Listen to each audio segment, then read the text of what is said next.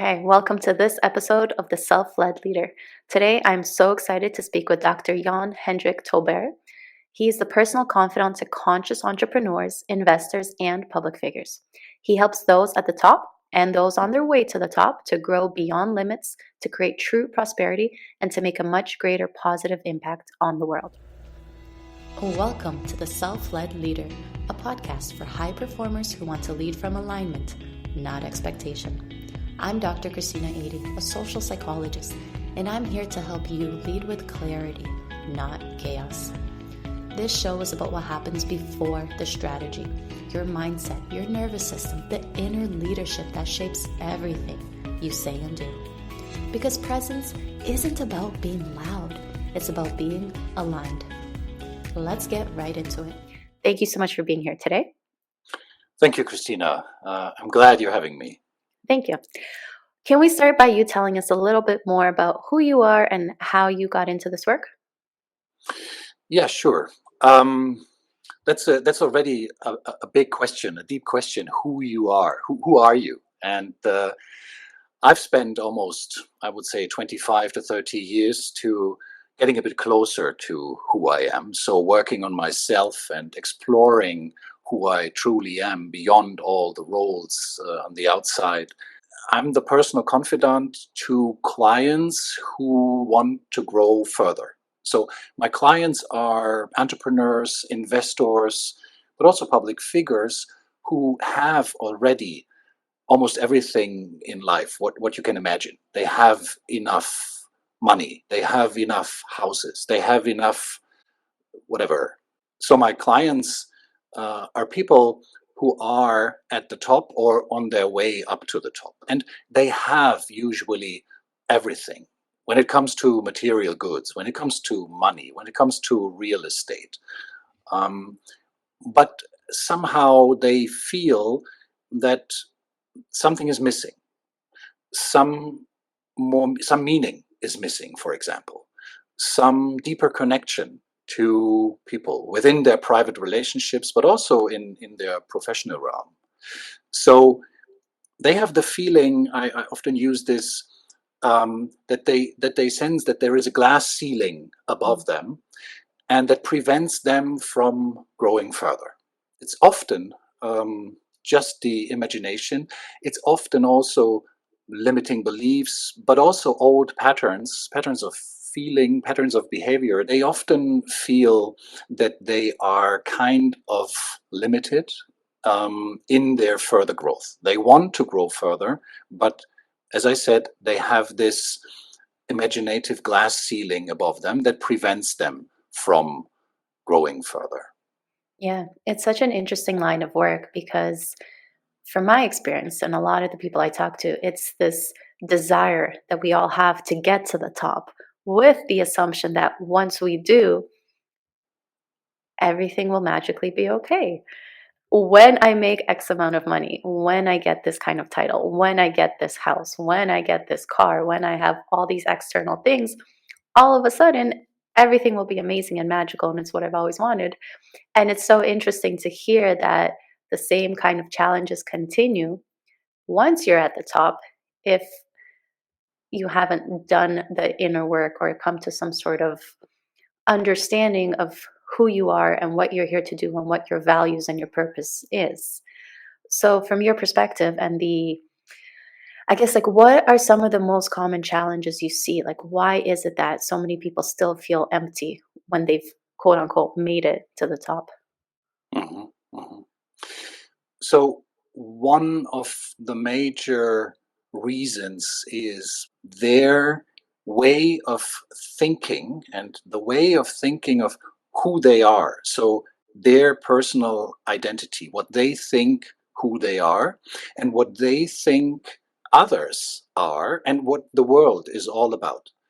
That these patterns of thinking, these identities, they are often learned very early in childhood, but also in their first years of climbing up the ladder. So they see the world through the lens of their upbringing, through the lens of the culture, through the lens of important persons that were in their lives at those days.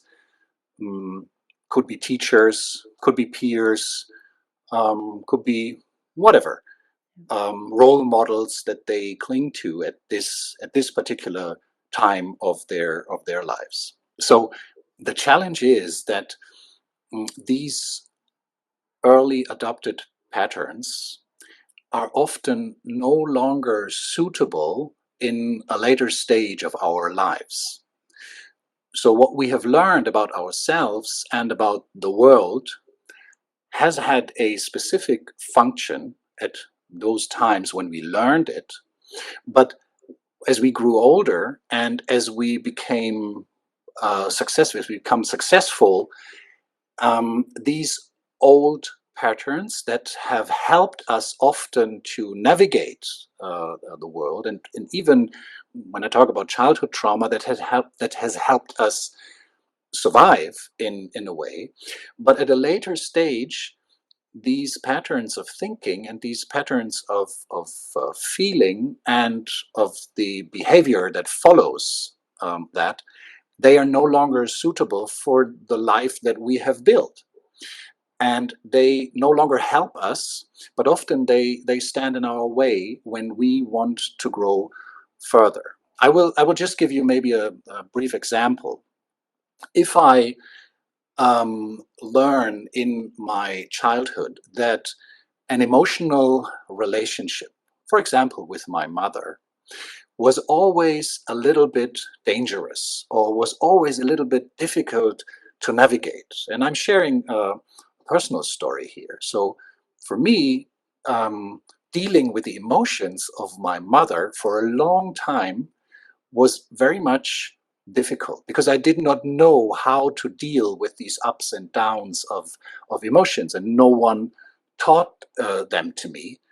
And I was frightened. So I was very fearful, because sometimes the mood was good and then the mood was not so much good. And so I didn't have any clear orientation. So what I did then was separating myself from every emotion, because emotions were uh, dangerous territory for me.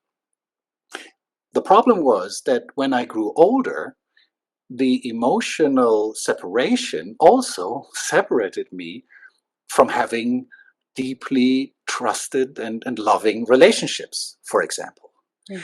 And I was so fearful in um, my first experiences with other women, because for sure life and relationships, especially intimate relationships, they are full of emotions. And if you don't know um, how to deal with them, you're running into a problem.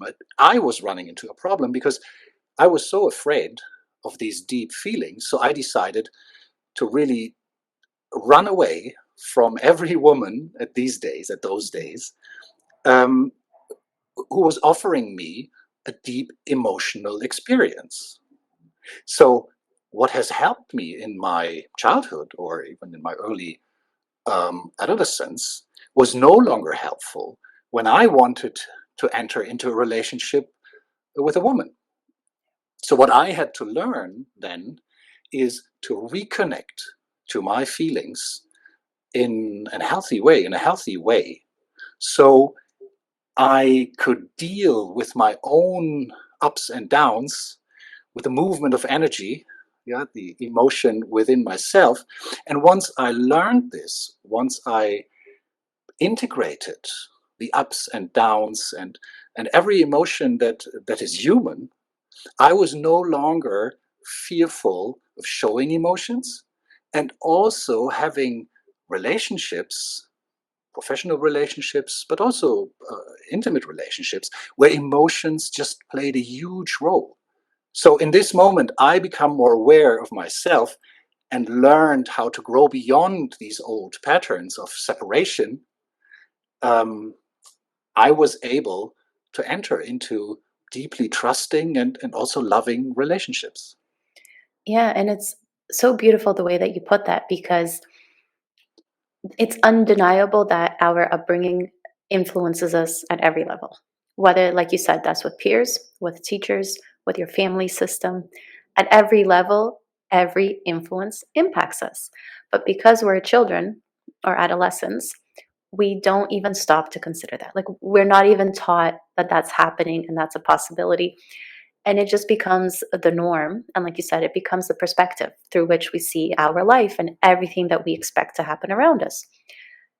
And so it's a very, I guess it's a very bold, it's a very empowered place to get to where you can say, like, it's time to change that. And it's time to let go of everything that I think is normal and recognize that what I think is normal is no longer helping me. It's actually harming me in this new part of my life.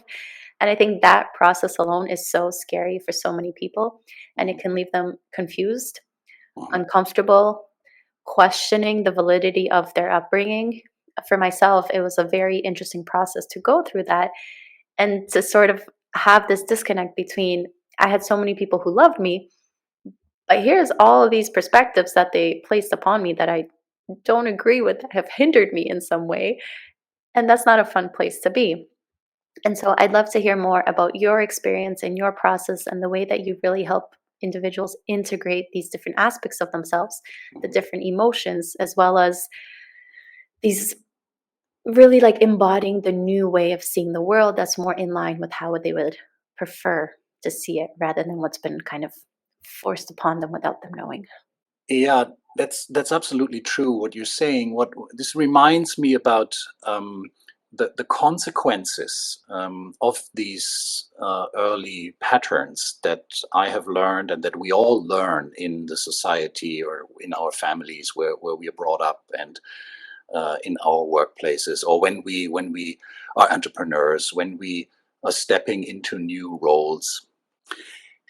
I realized that I need to go deeper inside of myself first before I can build anything substantial and anything sustainable in the outside.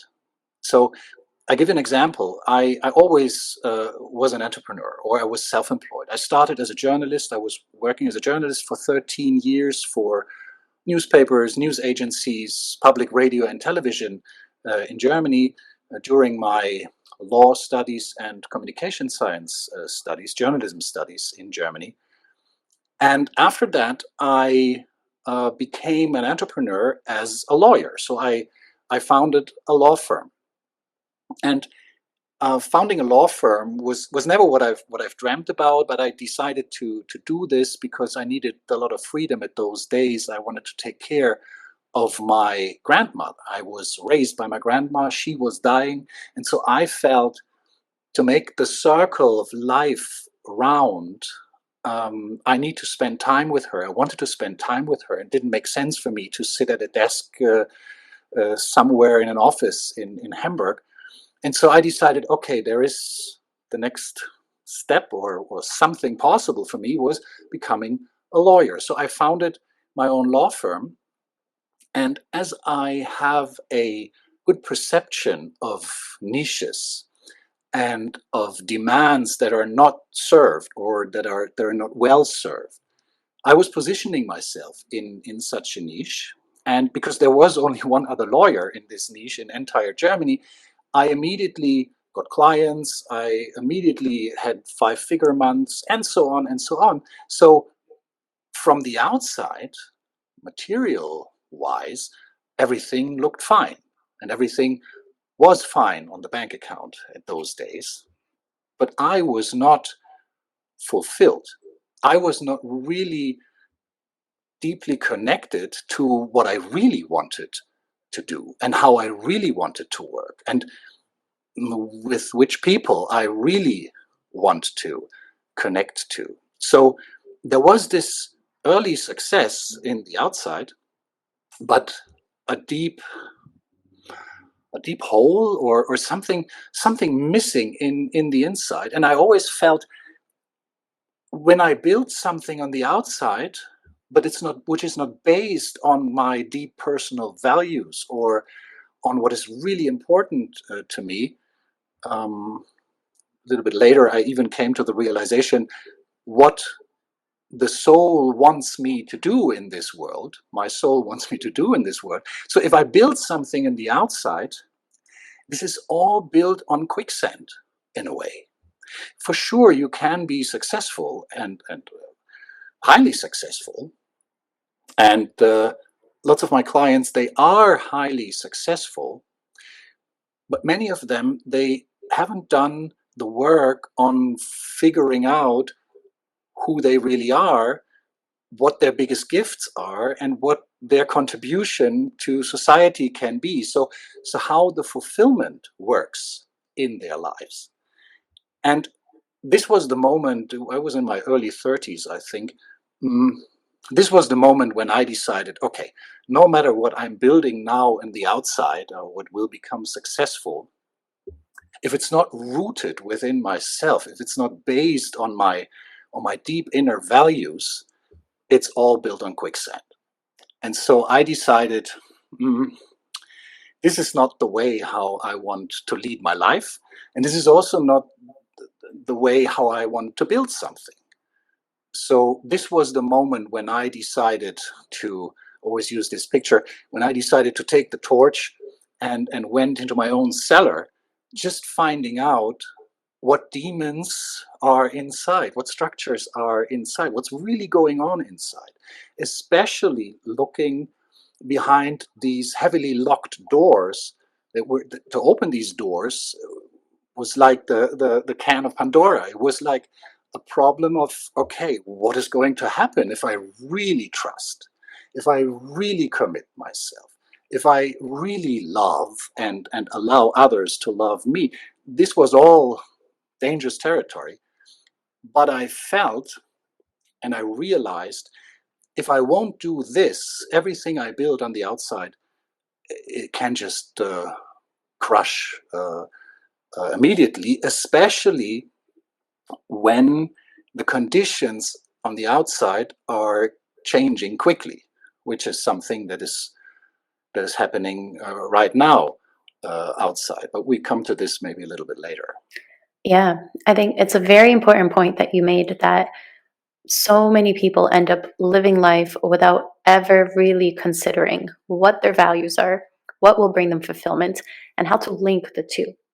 So, from my experience, and I'd love to hear this from you after, many people end up pursuing things either, number one, because their parents have placed very strict expectations on them, especially I find parents who are high achievers themselves, or parents who have achieved things themselves, really try to force that, through love, through good intentions, onto their children. Or it's seeing an environment where there is a lack of quote unquote success, and that driving you to be able to achieve that for yourself. But in both cases, it's based on external values, it's based on external forces, it's based on external perceptions that don't match up with what someone truly wants to do. And so it is an interesting exercise to really consider, what is someone's definition of success? And is that based on the way that society tells us success should be and should look like? And if you're someone listening who finds yourself in a position of quote unquote success, but still feeling empty, still feeling like there must be more to life than this, what are some of the techniques or strategies or exercises you would recommend they start with gently, so that when they get to that Pandora's box, it's not quite as overwhelming? Or, yes, I think it's an interesting point, because I think that the types of listeners that we have here, they understand the value of personal development. They understand the value of understanding yourself before you can lead others. And yet there is often this interesting disconnect between, like, how far is too far? What are my comfort zones? How much personal development can I actually do before it's like, this is too much, this is too scary, I've reached my limit? So first and foremost, my encouragement is to embark on this journey. To this a bit, it sounds a bit a bit drastically, but to really jump into the abyss. So it's really to take a leap of faith and to say, okay, life is the most unpredictable thing that we have. The only thing we know is we were born at a certain point and we will die at a certain point. What is going to happen in between is completely uncertain. And having this in our mind, the different perspective towards life, makes it a bit easier for us to try new things, to make tiny little steps towards an area an area that is uncharted, so that I don't know what is going to happen there. And the most uncharted territory for many people is the territory within. So what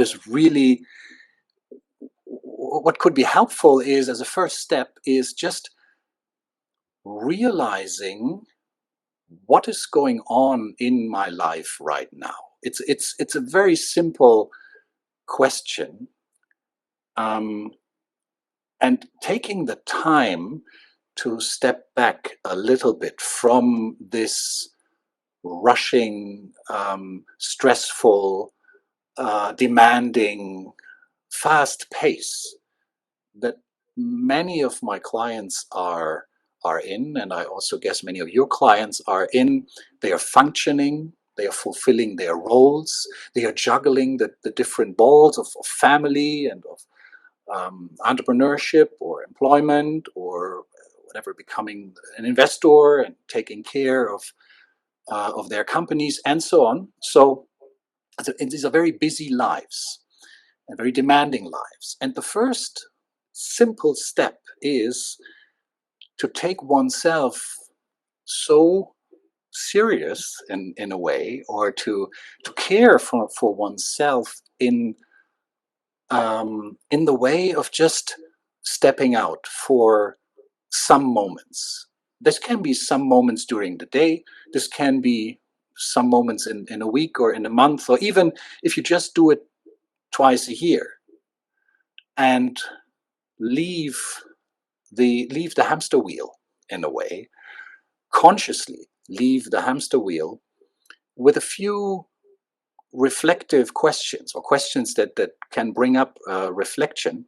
This can be already the first step to become more aware of what the heck is going on here in my life, and what are the consequences of what is going on. So how do I really feel in certain situations?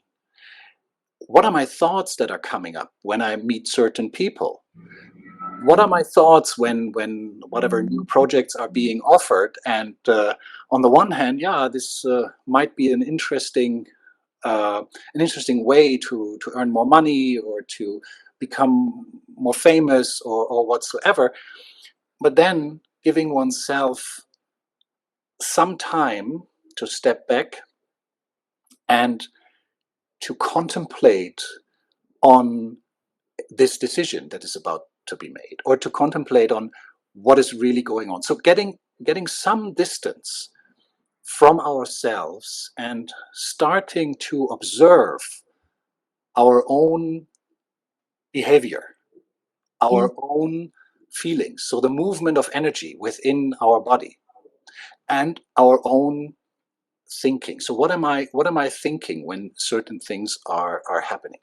This is a very simple and a very small step, but it can be the beginning of a lifelong journey of coming closer to who I really am, and what my real gifts are, what my real contribution is, and how I want to lead my life. Although I don't know how this all will turn out, but it's a more conscious decision that will be then, or that allows us to take more conscious decisions, which then these conscious decisions are more aligned with the calling within, or with ourselves wanting to feel fulfillment, or whatever it is. Yeah. I like that. And I think I can already anticipate some people feeling resistance to this, especially at the very beginning, where so many of the individuals that I work with, there's a bit of a control aspect, either wanting to control everything about you and your life, and or wanting to control the external as much as possible. And so I can already anticipate some people thinking, I don't have time.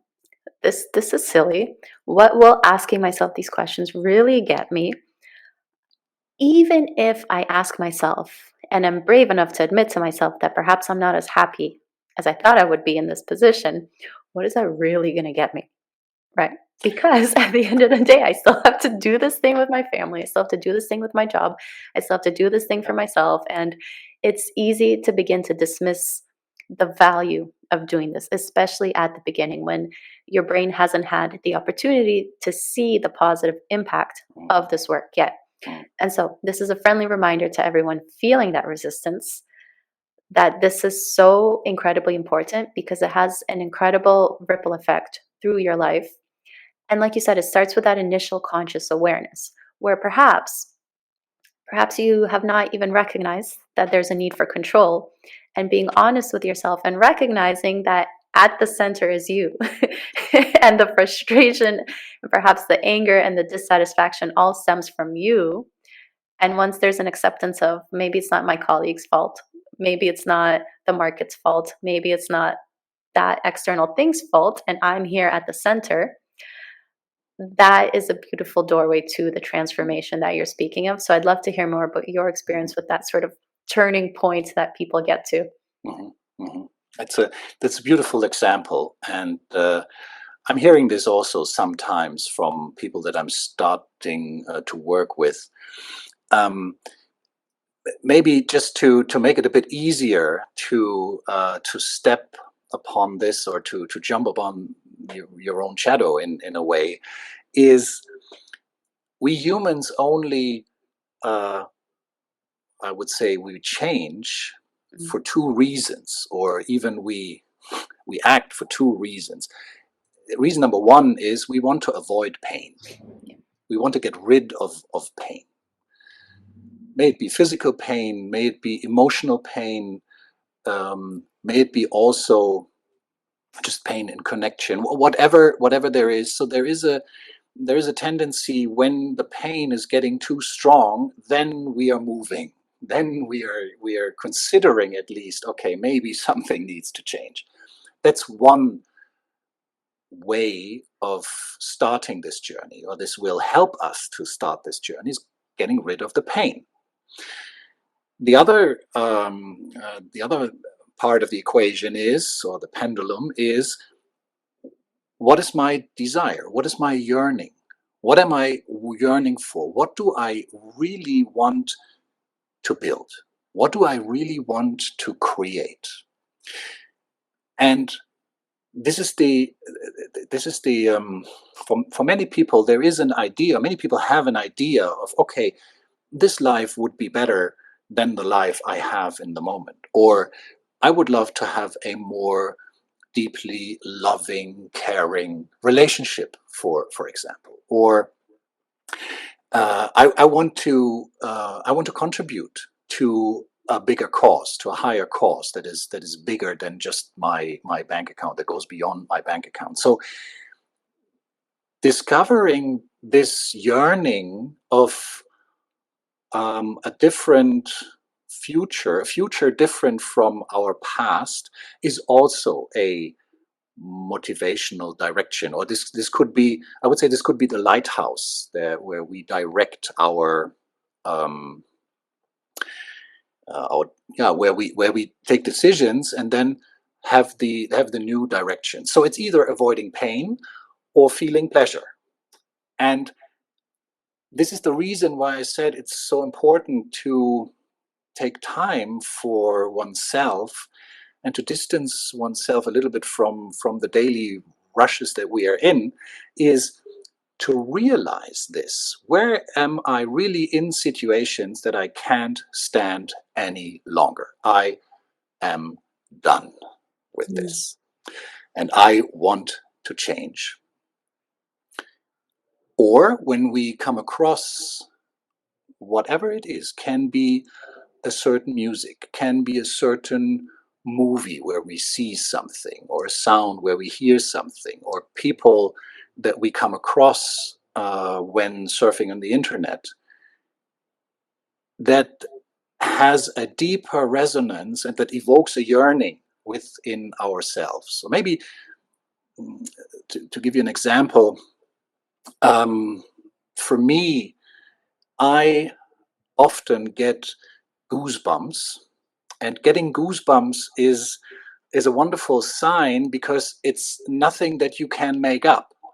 It's something that happens through you or within you. So I get goosebumps when I see people really taking, how can I say this, really doing something substantially good in the world and supporting good causes, supporting humanity, building a company not only for the cause of making money, but to do something good in the world, to make sustainable changes, even systemic changes, especially nowadays. So when I see this, there is a very deep resonance that I feel. It's a physical feeling. As I said, it's the goosebumps that are coming up.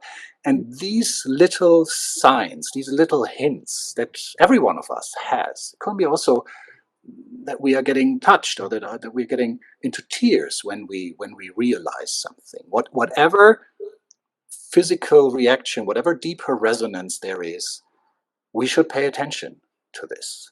And if we really want, if we want to make this our compass, then the fear of change or the fear of letting go of our old lives and letting go of our old identities is no longer as important as the yearning or the chance to experience a complete new quality in our lives. This can help in making the first steps into this direction. Yeah.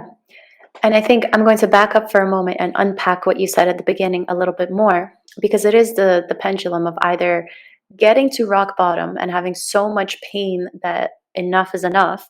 And I think that's why there's so many beautiful transformation stories that come from people who were like, I was at rock bottom. And it took getting to rock bottom to finally change for that specific reason, because the pain threshold hadn't been crossed yet. And on the other side of that, like you said, the desire, the urge to build something that will bring the fulfillment. And so I want to unpack that and back up a little bit more and link it back to our conversation around upbringing and childhood. And really, I think an important missing piece in this process for many people is in the childhood, is in the bringing, where we are not taught, or at least here in North America, I can confidently say that the academic system, that the educational system fails us in this regard.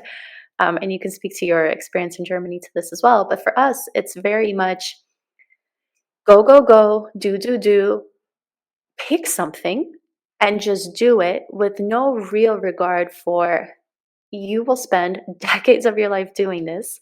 How can I help you figure that out at the super young age of 17 so that you have an understanding of what you want to do? And so for myself, when I was 16, 17, finishing up high school, we literally had our academic counselors come into the classes and just say, apply, apply to anything, college, university, apply to anything, just get in. And I remember sitting there being like, that doesn't make any sense to me. Why would I waste my time applying to anything just to get in? And luckily for me, I knew that I liked psychology. So for me, it was like, all right, this is the natural next step. I'll go into it. But there were so many of my peers, and even for myself as I was going through school, it's like, well, my interests have changed. Well, I've evolved. I was 17, I'm 25 now. What I want to do has changed. And now that I've finished school, which was just textbook memorization, and now that I'm in the workforce and I'm having to do things that are not at all reminiscent to what I learned in school, this isn't what I want to do. And so for me, that was an 11 additional years of school versus for other people. And so many of my friends, it's like, well, this is where I'm at now, because the thought of going to school for 4 more years or learning something like a new skill to start a company or whatever, the thought of doing that seems like a bigger waste of time compared to just working for the next 40 years, which is also insane because the math is not mathing there, right? And so I think part of that, the flip side of that coin is that for most people, especially within families, there's not enough conversations happening around, well, what will fulfill you? What is your purpose and your passion without a guilt trip attached? And so what I hear often is like, if I want to do this and it's not something that my family has ever seen, it's not something that my friends are comfortable with, there will be so much judgment and resistance that will put so much doubt that will kill people's fulfillment before it even blossoms. And there's just not enough conversations had without guilt attached. So for myself, what comes to mind is I've been doing this work for a long time as well. And one of the things that I've had to reconcile within myself is this guilt that I feel when I acknowledge that I want more. And whatever guilt that is, it's maybe I'm leaving my friends behind, maybe I'm leaving something behind. But like as an example, I currently have a mom van with my two kids, and it's a mom van that was actually my mom's van. And funny enough, she never let me drive this car until one day I bought it from her, and now I drive it every day. But my passion, I would like to have a much more luxurious car. I do not want to be a soccer mom. But there's guilt that comes up with that because it's like, well, why is this car not good enough? Well, why do I feel like I need these other things? Why do I need these nice, like a nice Lexus or something? And on top of that, I'd like it to be green. But then immediately I shut that thought down because it's like, who am I to do this? Like, who am I to have this passion for a green car? And then ironically enough, at the daycare that I drop my kids off to, there is a car in the exact shade of green that I would love that shows up every day and like rubs it in my face. And so I've had to reconcile that. It's like, why am I feeling guilt? And when the guilt comes up, that is only going to prevent me from doing something that would ultimately make me happy. And instead, I think part of this conversation and part of people opening that Pandora's box is realizing and recognizing that I can either spend years continuing to feel discomfort and unease and just like an with my life, or I can push through the guilt and the uncomfortable feelings and actually be happy, possibly, right? Down the line. So love to hear your take on that too. Yeah, it's so beautiful that you are sharing your personal story and this very I would say alive example from your own desires and from the feelings that prevent you, or actually it's not the feeling, it's what you think about the feeling. So it's about your valuation, or in this way maybe devaluation, um, of your unlimited worth, because you are the most important person in your life. There is no other person as important as you are. And people sometimes think say to me, Jan Hendrik, but this is very selfish. I said, yeah, you need to be selfish to a certain extent to not only fulfill your own calling and your own yearning, but also to take care of others. It's always the same example. It's nothing new. And I say when I get into the plane and the stewardess is teaching us, okay, in a case of an emergency, take care of yourself first and then help others. And it's so obvious, or it seems to be so obvious, but when it comes to ourselves, we often forget this, or we don't realize this, because the patterns that I was referring to at the very beginning of our conversation, these patterns that we have learned early on in our childhood or from society or from whomsoever, they are so deeply ingrained in our being. So we often don't think about these things, and especially if these are emotional patterns, they are connected with whatever some experiences, they come up immediately within ourselves. So it's the demons that I was referring to at the very beginning. So the beautiful thing, or maybe beautiful is not the right word, but the good thing of personal development is it's done for the sake of your own sovereignty. It's done for the sake of your individuation. And individuation, that's a term from Carl Gustav Jung, the psychoanalyst, lived here in Switzerland, actually not far away from where I live here, in the same community, Yes. in the early 20s of the last century.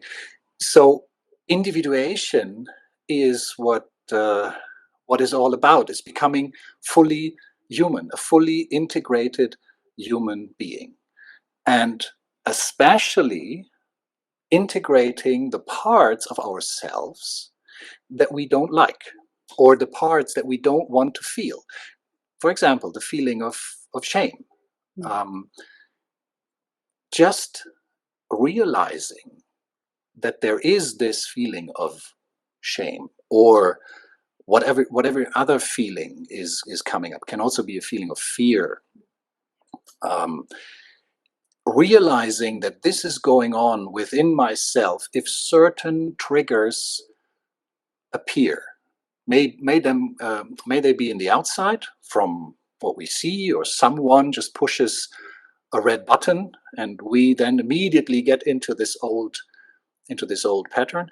Or it can be also ourselves, like in your example, there is a yearning for, in your case now, a new car, a beautiful car, a car that is maybe beyond what you have learned is appropriate for yourself.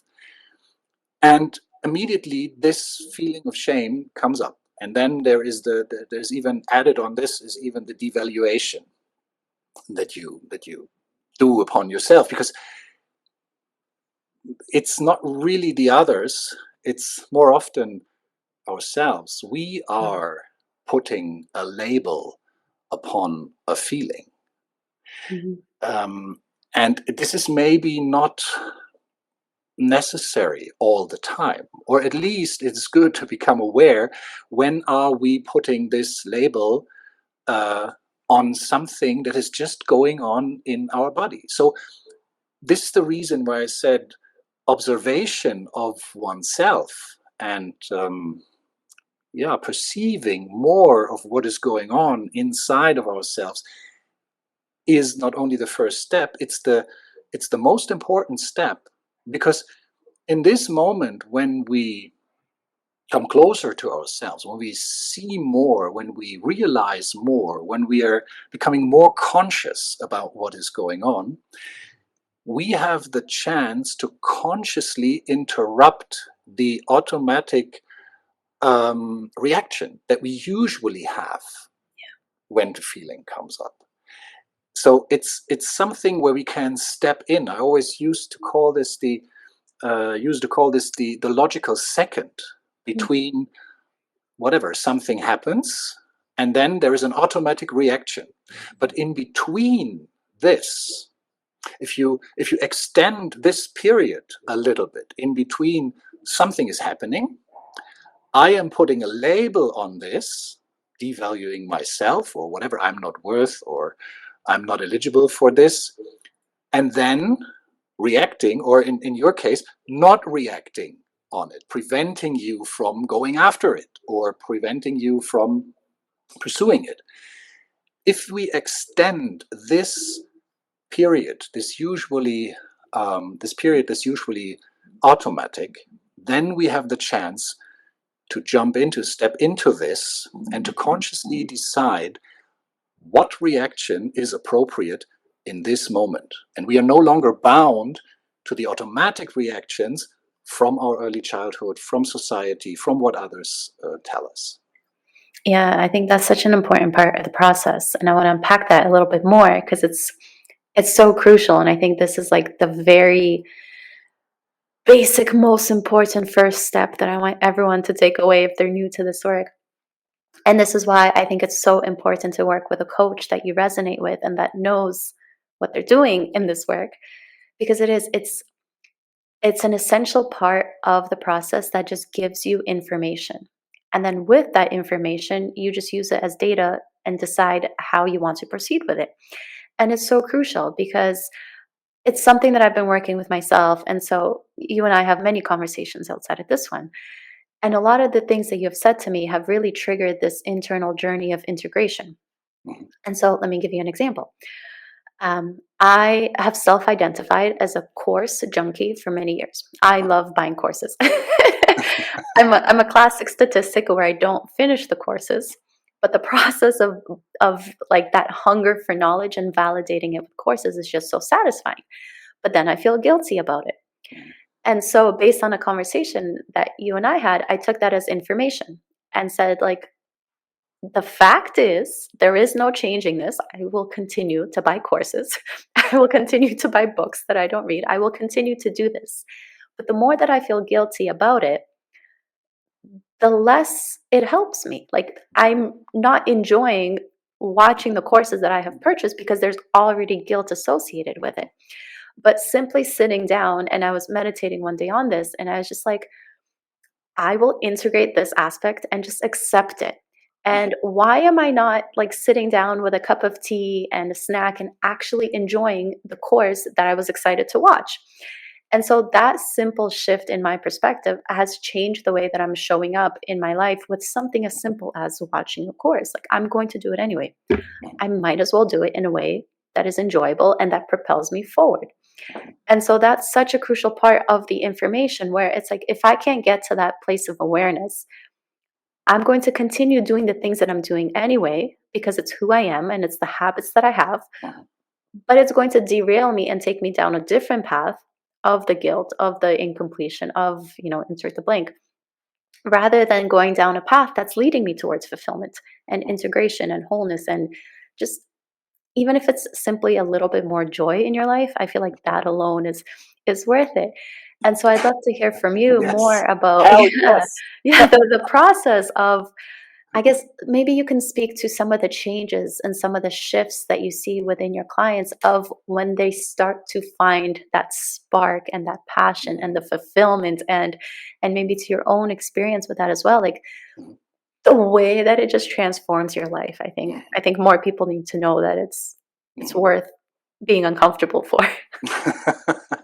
Yes, definitely. It's worth every effort in a way, or every blood, sweat, and tears in a way. So it's definitely worth the path, because the feeling of becoming more of who I am and becoming more fulfilled, more whole in a way, is outgrowing the whatever, the difficult path or the challenging path or the unknown. You need a bit courage, yeah, maybe a little bit more, to confront yourself with what is going on really inside, and to have this clarity for yourself.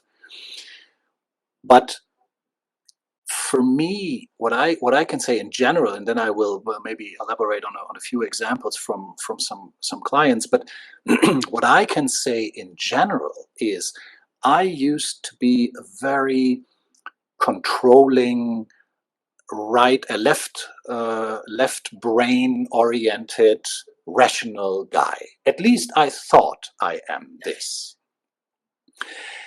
And yeah, there was a double studies, and yeah, there was a PhD, and yeah, okay, this works quite well there. The head works quite well.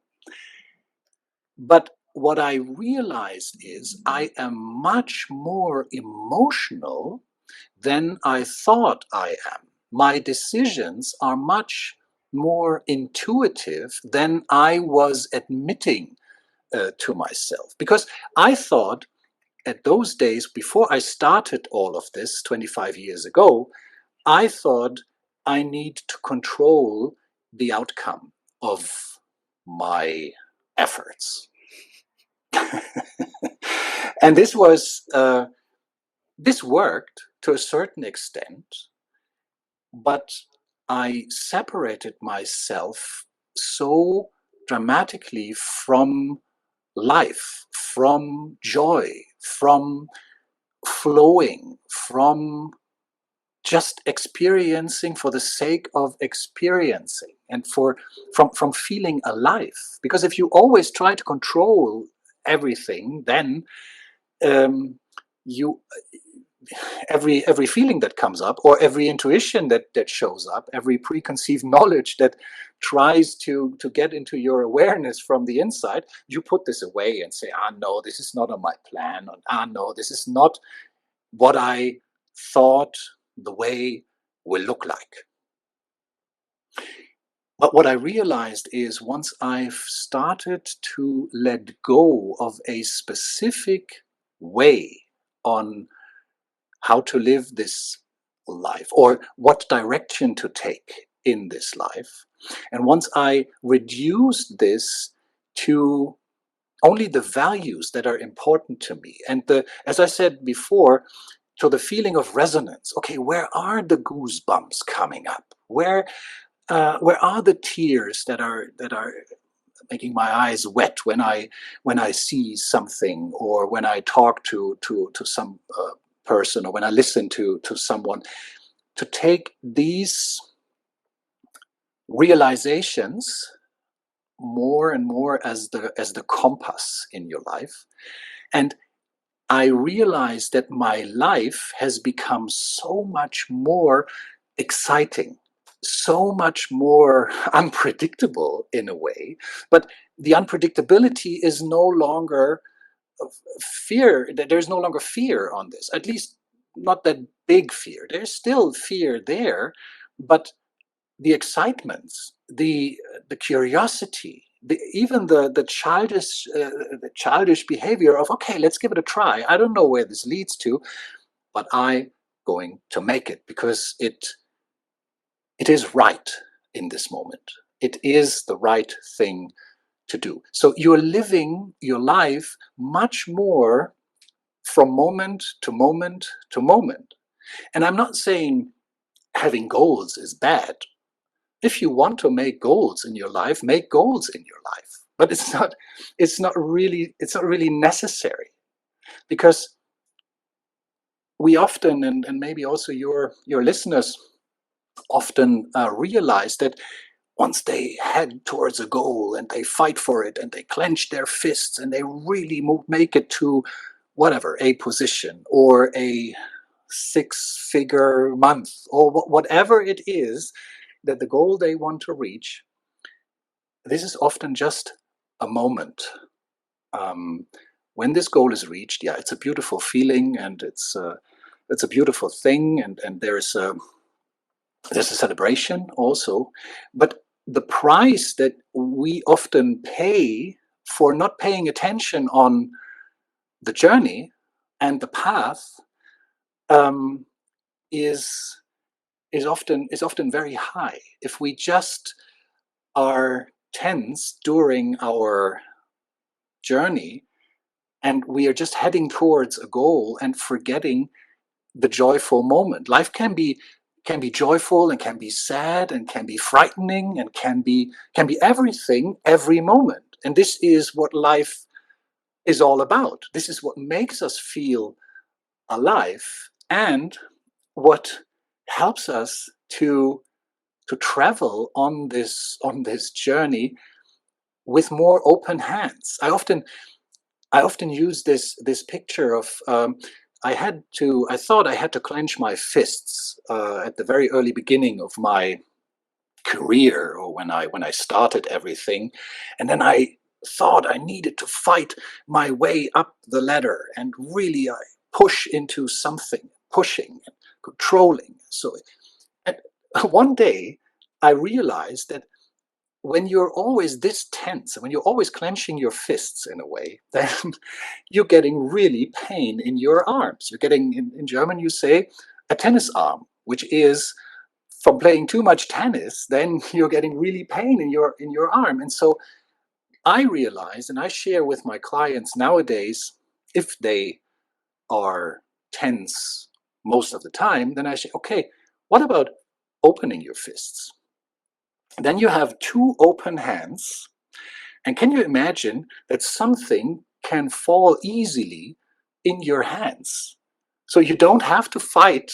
And if you make a fist, then nothing can fall into your hands. So what about slowly but surely opening your hands and realizing that things also can be given to you, that you can receive gifts, that you can enjoy the journey.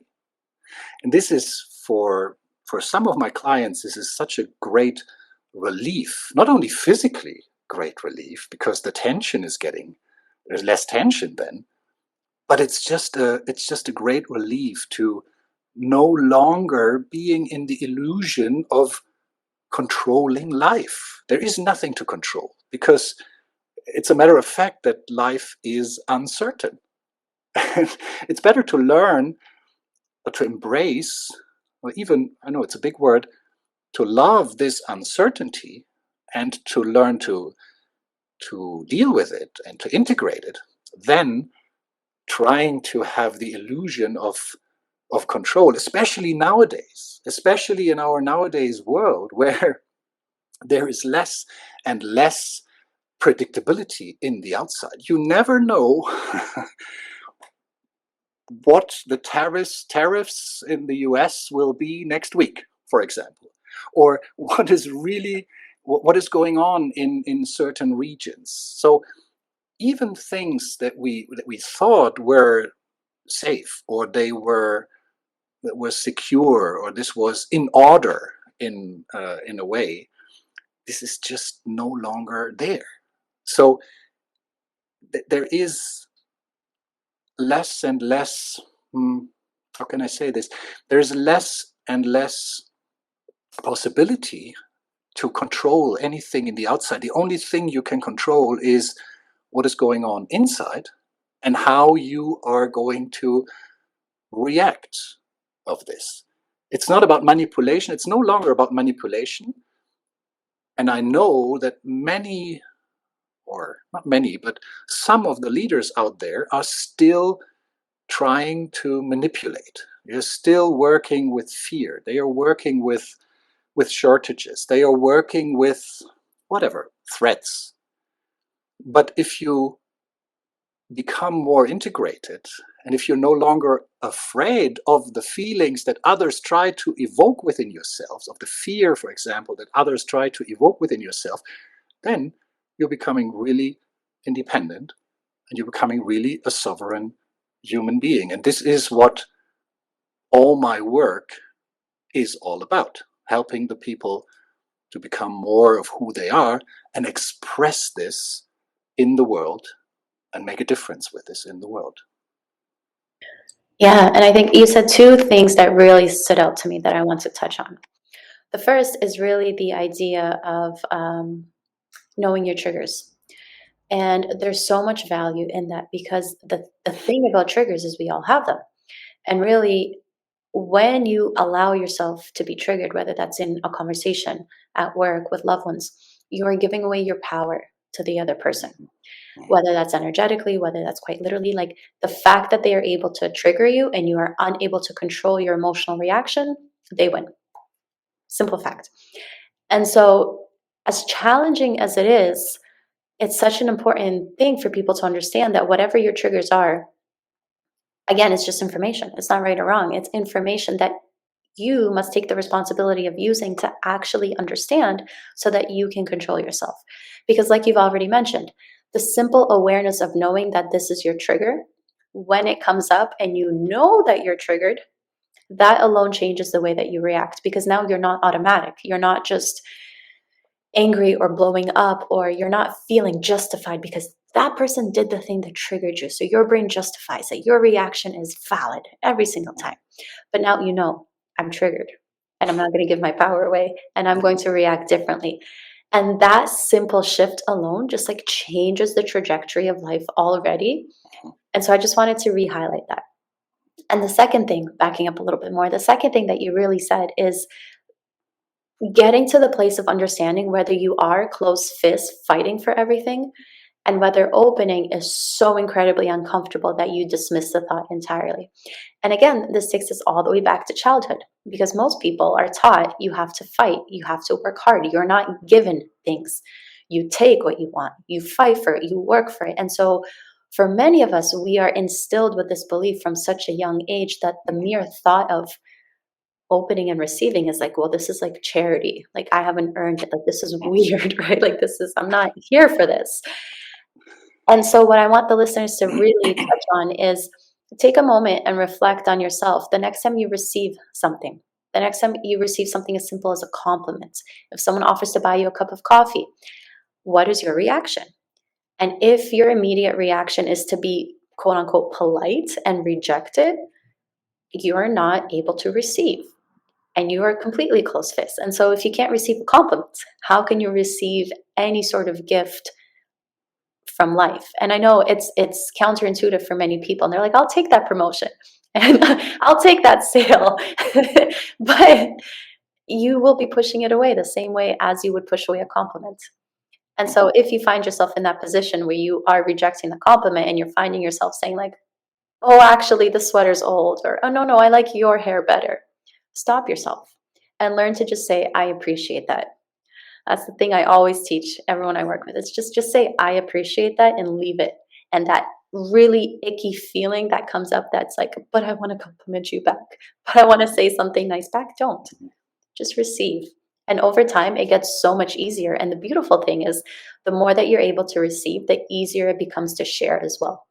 And so, an interesting pattern I have seen in my clients is when they get over that initial discomfort and they start accepting compliments and accepting praise and accepting things that come in, they become so much more generous with their time and energy as well. And it's such an interesting pattern that they fall into, and then they can't even go back. It's like, I can't believe I used to be this way. Like, this is so much better. But it takes that shift. And so to come full circle, I'd love to hear more about your whole philosophy and your approach to becoming the sovereign human and really embodying all these different parts of ourselves and integrating different aspects of our childhood, our upbringing, our beliefs, our reactions, but also the beautiful parts of us with our goals and our passions and our values. And so to sort of bring it full circle, tell us a little bit more about that and the positive aspects of that as well. Yeah, I will do this. The beautiful thing is, this is the way on how I see myself and how I also see others. They are, I am, you are, they are, everyone is already a beautiful human being. So from your very core, you are already integrated. There is everything that you need in a way for your life, for example, to be deeply fulfilling and strongly successful, highly successful, or whatever success means for you personally. It is already there. It is already within you. The only challenge, in a way, for some people, or for many of us, including myself, is to let go of what I am not, and to let go of what prevents me to access this this worth, this unlimited worth within. And the calling that I have, the purpose that I have within my life. Everyone, I'm deeply convinced with this, has a place on this beautiful planet. Everyone has a place. It is just the only question, are we courageous enough to find our own place, to find our own integrity? And to, yes, it needs to be, there needs to be some boldness to step into this role, or to step into this whatever contribution that we are going to make, or that we are invited to make in our lives. So it's, for me, in the work that I do, and it's a very intense work, it's a one-on-one work, it's sometimes 24/7, some days, sometimes weeks, where I am together with my clients, holding the mirror towards them, towards their blind spots, what they are not seeing. Either they've avoided to see it, or They were just not aware of it. And holding this mirror towards them, making things or helping them to see more of who they are, more of what their life could look like, and more of what they can contribute to humanity. Because this is important to me. It's maybe not important to everyone, but the people who work with me, they don't want to only fill up more their bank accounts or have more millions or have whatever, more real estate or more material goods. They are coming with the intention of, okay, how can I contribute in a better way? How can I give back in a better way? How can I feel more connected to myself, but also to the people that are important to me, or to the causes that are important to me? So I'm holding the mirror towards them so that light falls to their blind spots. Because where our blind spots are, where our old patterns are, and where our projections are, there is the potential for growth. And if we start embracing these negative parts, or so-called negative parts, or the things that we don't want to feel, or the thoughts we don't want to think because they are not appropriate or whatsoever, if we embrace this as part of ourselves, we are becoming more free. We are becoming more free in perception, but also in our actions. We can decide more freely, what do I want to do with my life? What decisions do I want to take from the place of my soul? And there is a good chance that if we connect to this place within, and if we integrate all the different parts, so if we become aware of our thinking, what are our thinking patterns? If we allow the feelings rushing through our body and just let them there, just let them do their work and let them tell us something, but not reacting automatically on them. So if we put awareness on the thinking, put awareness on the feeling, if we are opening our bodies also to perceive more, to sense more inside, to recognize the goosebumps when they are there, and to recognize the tears when they are coming in certain moments. And the fourth dimension, and this is not for everyone, but this is definitely part of my teaching, or my path, my own path, and the path of many of my clients, is to integrate the spirituality in life. So something, whatever you call it, it's not bound to any religion, but it's a principle that there is something bigger than we are, and something that holds it together in a way. And if you combine, or if you integrate all these four dimensions, the thinking, the feelings, the body, and the spiritual part, then you have a good chance of becoming a fully integrated individual, fully integrated human being, or a true human, or whatever you will call it.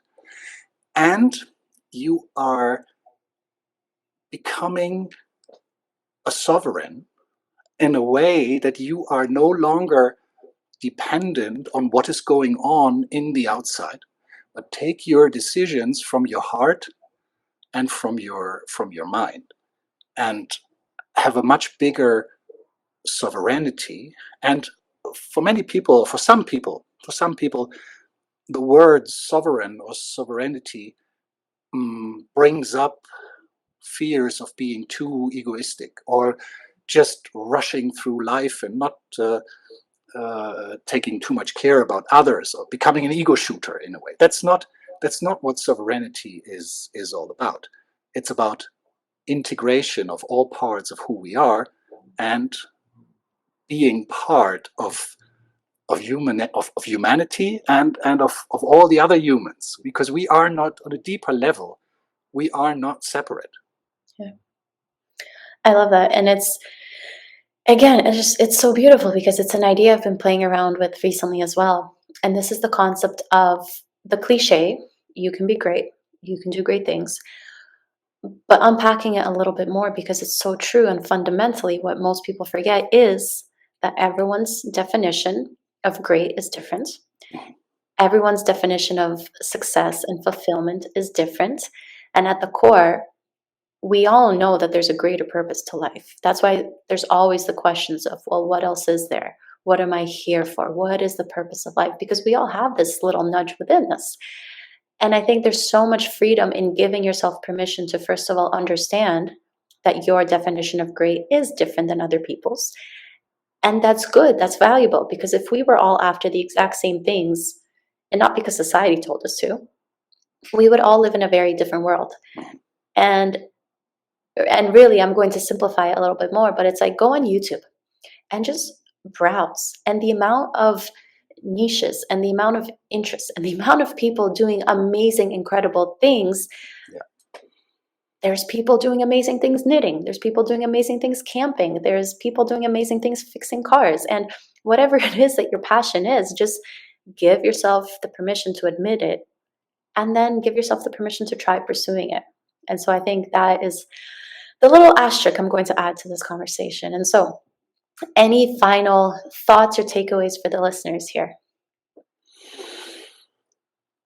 Let me take a deep breath. This was a bit of a ride that we did in our conversation. It was a beautiful ride.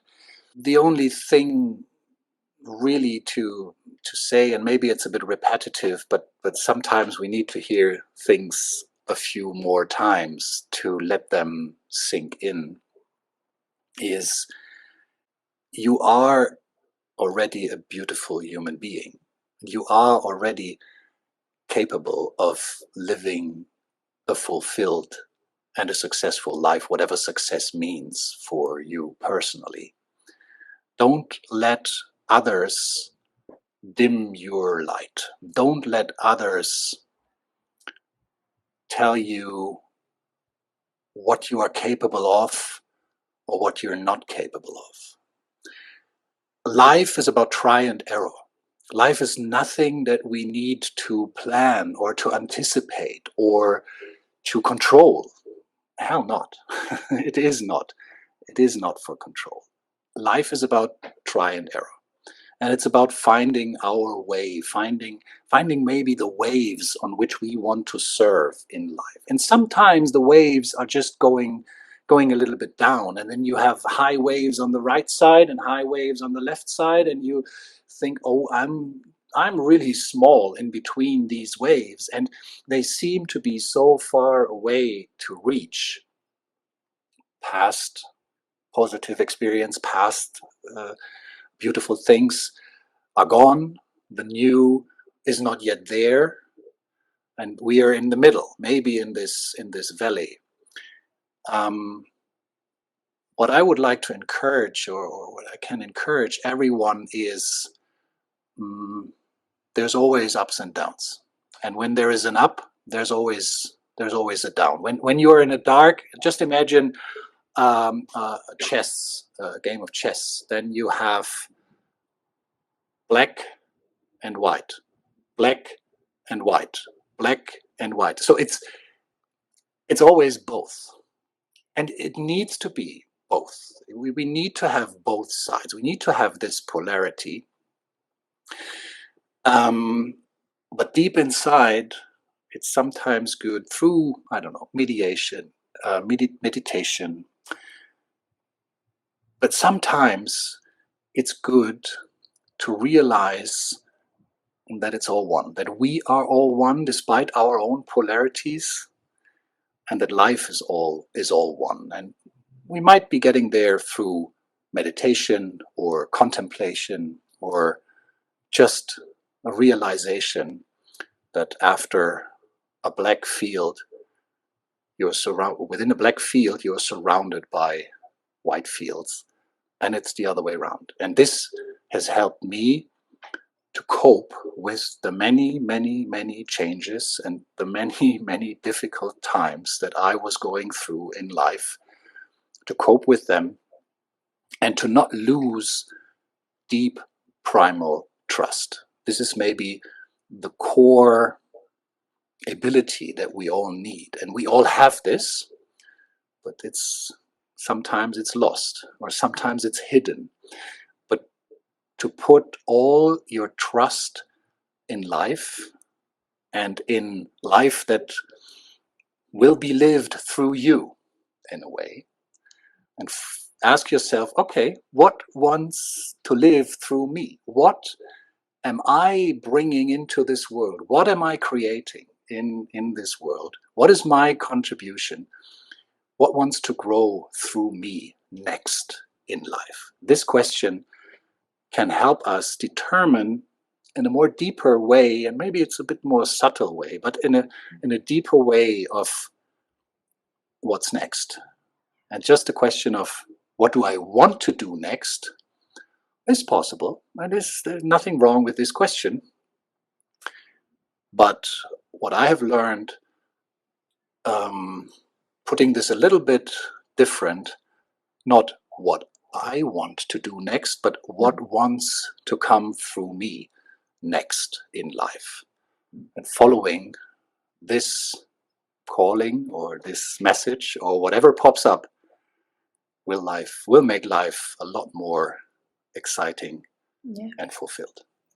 Sure, it's I like that a lot. I like that concept to end on, because otherwise everyone will be perpetually stuck in their limiting beliefs and their childhood upbringing and their old way of doing things. And if you don't follow that pull, no matter how subtle, nothing will change.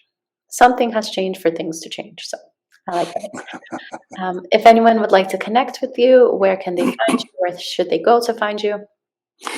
Yes, for sure. I'm all over on social media, so a good way to connect with me is on LinkedIn. So if everyone listens to this and wants to connect with me, or just wants to follow me and listen to what I do there on video, or what I'm publishing there, LinkedIn is a good thing. I'm also on Facebook, and not so often yet on Instagram. Maybe this is going to change in the future, but LinkedIn and Facebook is a good social media place where I am present. And for sure, if someone wants to reach out directly to me, it's my current website, which is exclusiveadvice.com, like exclusive advice, one word, .com. And there's many ways on how to get into contact with me. Yeah. And I'll leave all the links in the description below as well, so everyone can check that out. Perfect. Thank you so much for being on here today. It was amazing. So many insights, and I can't wait to hear about everyone's breakthroughs. Thank you very much, Christina, for giving me the space, for holding the space here for me for this 1 hour, almost 20 minutes.